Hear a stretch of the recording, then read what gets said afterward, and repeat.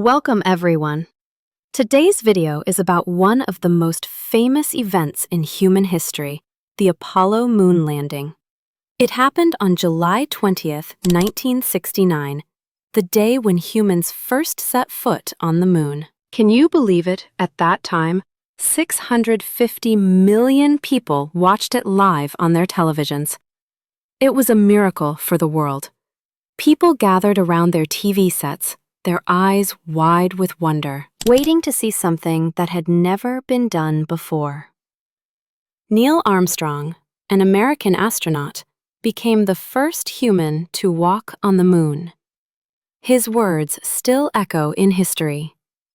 That's one small step for man, one giant leap for mankind. But was it really that simple? Or was there a deeper story behind this historic moment? Even today, many people question whether the moon landing was real or fake. Was it all filmed in a secret studio? Why do some say the American flag was moving, even though there is no wind on the moon? What about the strange shadows in the photos? In today's story, I will tell you everything from why the moon mission started, how dangerous it was, the people who risked their lives, and the mysteries that still surround the Apollo program. So listen carefully. This is not just a history lesson. It's a story filled with bravery, secrets, and science. And most importantly, you'll practice your English listening skills while learning about one of the most shocking events in the world.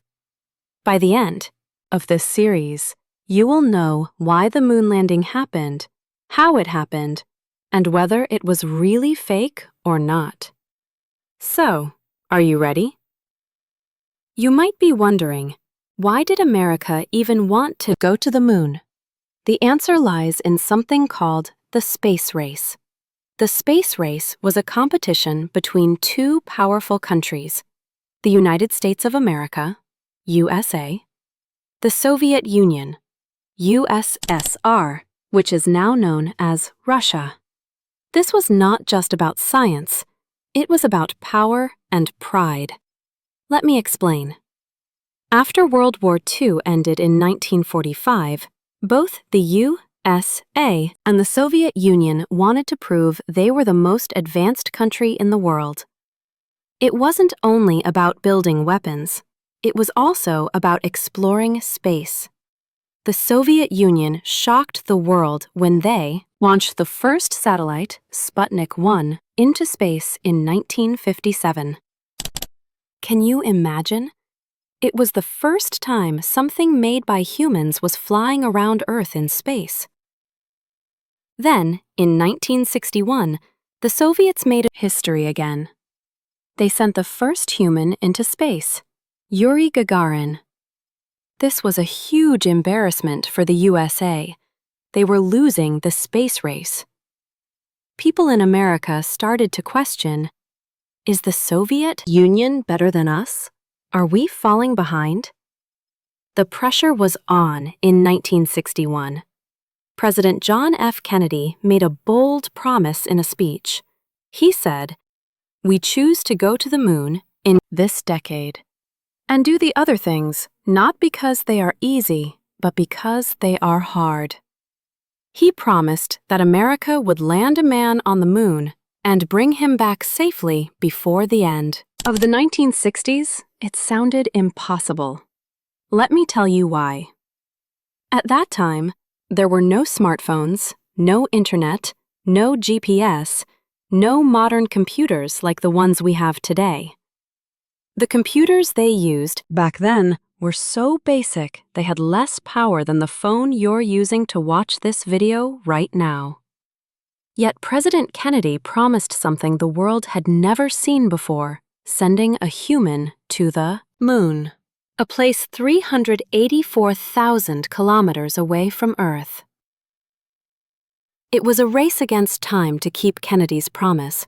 NASA, the American Space Agency, created the Apollo program. It was named after Apollo, the Greek god of the sun. But here's the shocking part. The Apollo program wasn't smooth from 1961 to 1966. NASA tested several rockets, but most of them failed. In 1963, they tested the Saturn I rocket, an unmanned test, meaning no humans were inside. It was just to see if the rocket could fly. It worked, but only after many failures. Then came the Apollo 1 mission in 1967, a moment of tragedy. 3 astronauts, Gus Grissom, Ed White, and Roger Chaffee, were preparing for a routine ground test.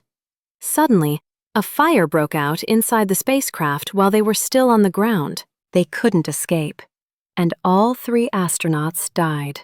The world was heartbroken.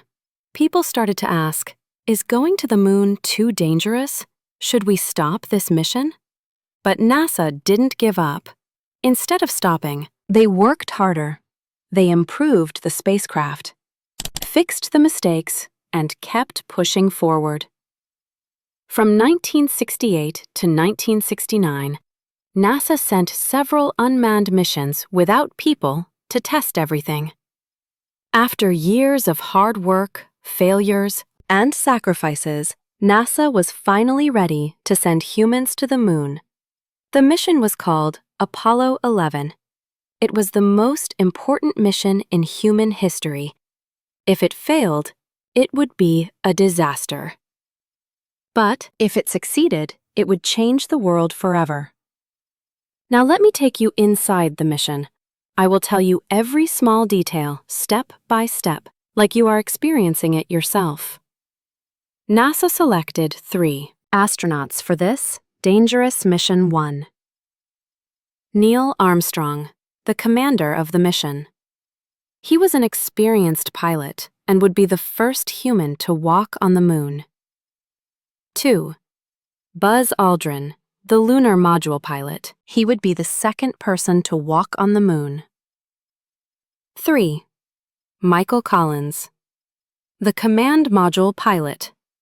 His job was to stay in the main spacecraft and orbit around the moon, while the other 2 astronauts landed. They trained for years for this mission. They practiced wearing the heavy spacesuits, walking in low gravity, and even eating and drinking in space. They knew that if anything went wrong, they might never come back. But they were ready to reach the moon. They needed a powerful rocket. The rocket they used was called Saturn V, pronounced Saturn V. It was the biggest and most powerful rocket ever built. It was 110 meters tall, taller than a 36-story building. It weighed 2.8 million kilograms heavier than 400 elephants when it launched. It produced 7.6 million pounds of thrust strong enough to lift a small city into the sky. This was the rocket that would take Apollo 11 to the moon. Cape Kennedy, Florida, USA. The place where the rocket would launch on July 16, 1969, early in the morning.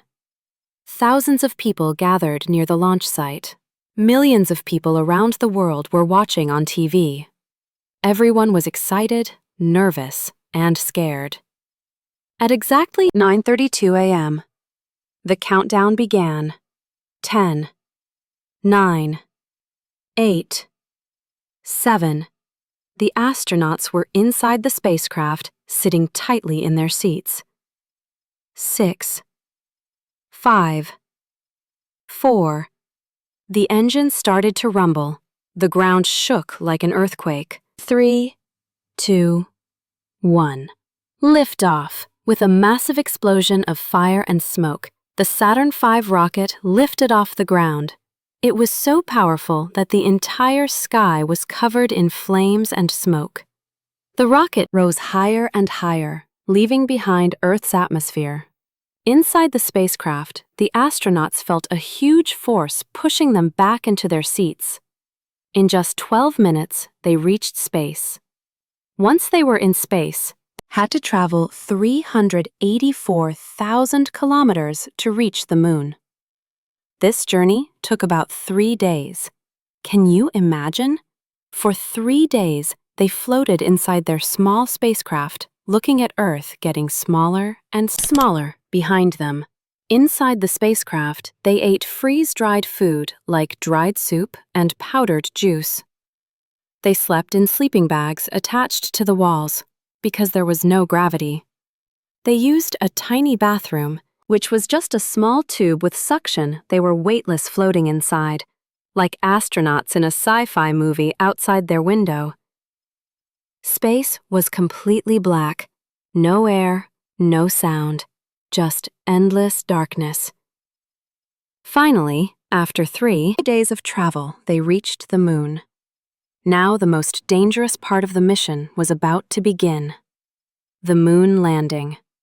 To land on the moon, the astronauts used a special small spacecraft called the Lunar Module, or LM. They named it Eagle. It was shaped like a giant insect with 4 thin legs. The main spacecraft stayed in orbit around the moon, while the Eagle separated and started going down towards the moon's surface. Inside the Eagle, Neil Armstrong and Buzz Aldrin were controlling everything. Michael Collins stayed in the main spacecraft, circling the moon alone. Now this part was very dangerous. If they landed too fast, they would crash. If they landed in the wrong place, they could get stuck. If the engine failed, they would be trapped on the moon forever. It was life or death. As the Eagle descended, the astronauts could see the gray, dusty surface of the moon getting closer. But suddenly, a problem. The computer started giving error messages. Buzz Aldrin quickly checked the system. The computer was overloaded. Should they continue or cancel the landing? NASA's Mission Control in Houston, Texas made a quick decision. Ignore the error. Continue landing. Armstrong took control manually. As they got closer, they saw that their landing spot was full of rocks too dangerous. Armstrong had to quickly steer the Eagle to a safer place. 20 seconds of fuel left. If they didn't land now, they would run out of fuel and crash. 10 seconds left. Then, suddenly, contact light. The Eagle landed safely at 4:17 p.m. USA time. Armstrong spoke the historic words. Houston, Tranquility Base, here, the Eagle has landed. The world erupted in celebration. But the mission wasn't over yet. Now it was time for the most historic moment of all, the first human step on the moon. The world was watching. This was it. The moment that millions of people had been waiting for. Neil Armstrong and Buzz Aldrin were on the moon. But they couldn't just step outside yet. There was still a lot to do before they could make history. Inside the small, cramped lunar module, Armstrong and Aldrin checked all the systems. Was the spacecraft stable on the moon's surface? Was there enough oxygen inside their spacesuits? Was everything working properly? They had to be 100% sure, because one small mistake could mean disaster.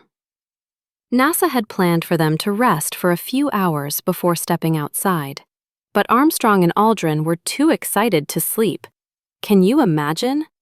They were the first humans on another world. How could anyone sleep at a time like that? So after getting approval from Mission Control in Houston, they decided to go out early. Before stepping outside, they had to wear their spacesuits properly. These were not ordinary clothes. Each suit weighed about 82 kilograms, 180 pounds on Earth. But on the moon, because gravity is weaker, it felt only about 14 kilograms, 30 pounds. The suit had a special backpack that gave them oxygen to breathe, a gold-covered visor to protect their eyes from the sun, thick gloves and boots to protect them from the moon's sharp rocks. Every small thing had to be perfect. If there was a tiny hole in the suit, they could die instantly. because there was no air on the moon. It took them hours to get everything ready. Finally, Armstrong and Aldrin were set. It was time. Armstrong moved slowly toward the hatch, the door of the lunar module. He pressed a few buttons. With a soft hissing sound, the hatch opened. The moon's surface was right in front of him. He started climbing down the ladder outside. The moon was completely silent. No wind, no sound, nothing. The ground looked dusty and gray. Armstrong slowly moved down the ladder. Then, at exactly 10:56 p.m. USA time, on July 20th, 1969, Armstrong placed one foot on the moon's surface, and he spoke the most famous words in history. That's one small step for man, one giant leap for mankind. People around the world held their breath. 650 million people were watching on TV. Some people cried with joy. Others clapped and cheered. This was the first time a human had ever stepped on another world. Armstrong took his first few steps very carefully, because the moon's gravity is 6 times weaker than Earth's. His steps felt light and bouncy every time he moved. Dust floated up, but fell straight down because there was no air. The surface felt like powdery sand. He said it was soft in some places, but firm in others. Everything looked gray and lifeless. There were no plants, no water, no sounds, just endless, empty land. After a few minutes, Buzz Aldrin climbed down the ladder and joined Armstrong on the surface. His first words were, "Magnificent desolation." What did he mean magnificent because the view was amazing? The Earth looked small and beautiful in the sky. Desolation, because the moon was completely empty and lonely. Now there were 2 humans on the moon. The next important thing they had to do was plant the American flag. This was not easy because there was no wind on the moon. The flag would not wave like on Earth. NASA had prepared a special flag with a metal rod inside to keep it open. Armstrong and Aldrin pushed the flagpole into the ground, but there was another problem. The moon's surface was harder than they expected. The flag wouldn't go in properly. They struggled, and finally got it deep enough to stand when they let go. The flag looked like it was moving. This made some people think the moon landing was fake, but actually, the flag was moving because of the astronauts' hands, not the wind. Now here's something you wouldn't believe. President Richard Nixon had prepared 2 speeches, one speech for success if they returned safely, one speech for failure if they got stuck on the moon and died. Yes, NASA knew there was a real chance that Armstrong and Aldrin might never come back. If that happened, Nixon would announce their deaths to the world. Luckily, he never had to read that speech. Instead, he made a historic phone call to the astronauts on the moon. His words were, "Because of what you have done, the heavens have become." A part of man's world, it was the first long-distance phone call from Earth to the moon. And it made history. Before leaving, Armstrong and Aldrin collected rock samples. They picked up 21.5 kilograms, 47 pounds of moon rocks and soil. These rocks would be studied for decades. They also set up scientific experiments to study the temperature of the moon, the radiation from the sun, the possibility of moonquakes, and every step was carefully planned. NASA wanted to learn as much as possible before leaving. After 2 hours and 31 minutes, it was time to leave. Armstrong and Aldrin climbed back into the lunar module. They closed the hatch and pressurized the cabin. They had completed the greatest mission in human history. Now they had one final challenge: returning safely to Earth. Armstrong and Aldrin had spent more than 21 hours on the moon. Now it was time to go home, but there was a big problem. If their lunar module failed to take off, they would be stuck on the moon forever. NASA had no way to rescue them. Imagine how scary that must have been. In fact, as I told you that President Nixon had a speech ready in case Armstrong and Aldrin died on the moon. So, what did they do before leaving? They left a few things behind: the American flag, a plaque that said, "We came in peace for all mankind," their lunar boots to make the module lighter, a small golden olive branch, a symbol of peace. Then they climbed back into the Eagle lunar module, closed the hatch, and prepared for liftoff at 1:54 p.m. USA time on July 21, 1969. The Eagle's engine ignited the top half of the modules, shot upward, leaving the bottom half behind. Aldrin later said it felt like being kicked in the back by a giant. As they went up, they saw the flag move slightly because of the force of the takeoff. For years, people thought the flag was still standing on the moon. But guess what? In 2012, NASA confirmed that the flag had fallen over because of the takeoff's powerful blast. As the Eagle approached Columbia, Armstrong and Aldrin prepared for docking, connecting their spaceship to the command module. But there was another problem. The docking mechanism wasn't working properly. If they couldn't connect, they would run out of oxygen and die in space. Armstrong carefully adjusted the controls, and after a few tense moments, they successfully docked. Now, all three astronauts were together again inside Columbia. They closed the hatch and then let the Eagle go, leaving it to crash onto the moon. After 2 more days of travel, they were nearing Earth.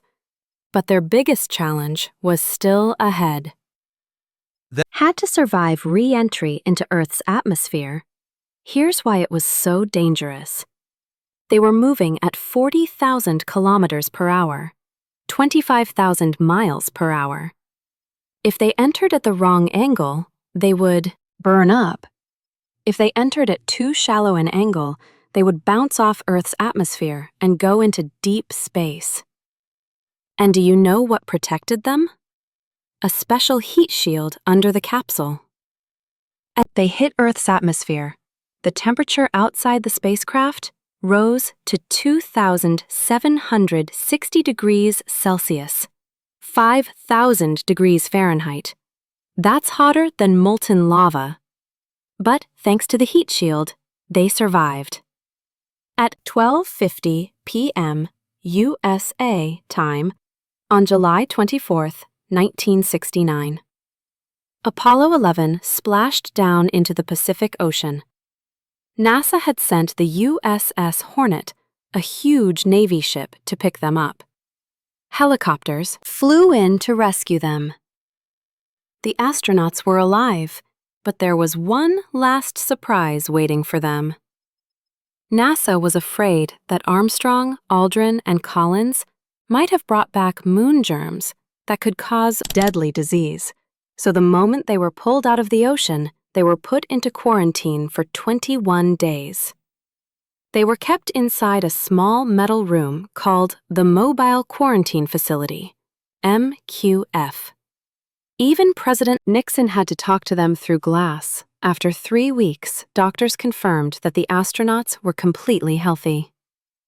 Finally, on August 13, 1969, they were released, and the celebrations began. When they came out of quarantine, they were greeted like heroes in New York City. More than 4 million people came to celebrate.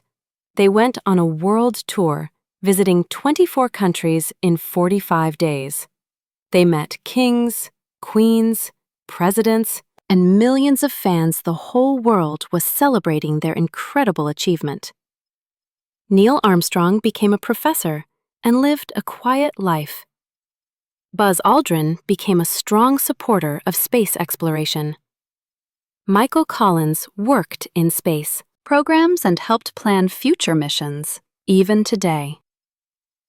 Some people say the moon landing was fake, but the evidence is clear. Thousands of people worked on Apollo 11. Keeping a fake secret that big is impossible. We have moon rocks, and they are different from Earth rocks. In 2009, NASA's Lunar Reconnaissance Orbiter took photos of the Apollo 11 landing site, showing the Eagle's remains and the astronauts' footprints. Apollo 11 was real, and it remains one of the greatest achievements in human history. The Apollo program cost $25.4 billion in the 1960s. That is about $160 billion today, more than some entire countries' economies. Some people say, instead of spending this much on space, they should have helped poor people. It was just for politics, not science that money could have been used for hospitals, education, and jobs. But let's look at the other side. What did we gain from Apollo? The money was not thrown away. It was spent on people. It created hundreds of thousands of jobs in engineering, science, manufacturing, research. And do you know what many of the technologies we use today were developed because of the Apollo program? Here are just a few. GPS and satellite technology. Without Apollo, we wouldn't have accurate maps on our phones, computers, and microchips. The Apollo program made computers smaller and faster, leading to modern smartphones. Medical innovations. NASA developed better heart monitors, medical scanners, and artificial limbs. Cordless tools. Yes, even your wireless vacuum cleaners and power drills come from NASA's research. Fireproof clothes. The Apollo fire tragedy led to the development of better firefighter suits. Apollo 11 wasn't just about space. It changed our daily lives in ways we don't even realize. Even today, some people refuse to believe humans went to the moon. They say the flag looks like it's waving. There's no wind on the moon. The truth. The flag had a metal rod to make it stand straight, and it moved because the astronauts were adjusting it. There are no stars in the photos. The truth. The camera settings were adjusted for the bright moon surface, making the dim stars invisible. The shadows look strange. It must be a Hollywood set. The truth. The moon's surface reflects light differently, creating unusual shadows.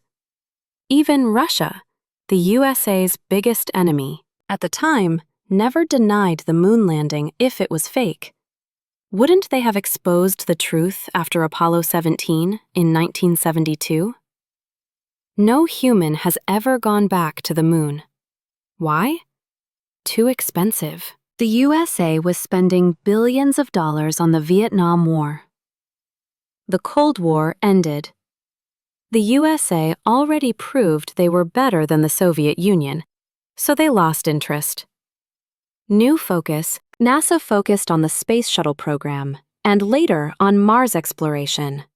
But now, after more than 50 years, NASA is going back with the Artemis program. This time, astronauts will stay on the moon for months and even prepare for Mars missions. Maybe one day you will see the first humans walking on Mars. In the end, Apollo 11 was more than just a moon mission. It showed the world that nothing is impossible. It inspired millions to become scientists, engineers, and astronauts. And it proved that humanity is capable of greatness. Yes, it was expensive. Yes, it was dangerous. Yes, people still debate it. But in thousands of years, When people look back at history, they won't talk about wars or money. They will say, "This was the moment when humans first left their world and stepped on to another." And that is why Apollo 11 will always be remembered like this. Video. Share it with your friends, comment your thoughts below, and subscribe for more amazing stories.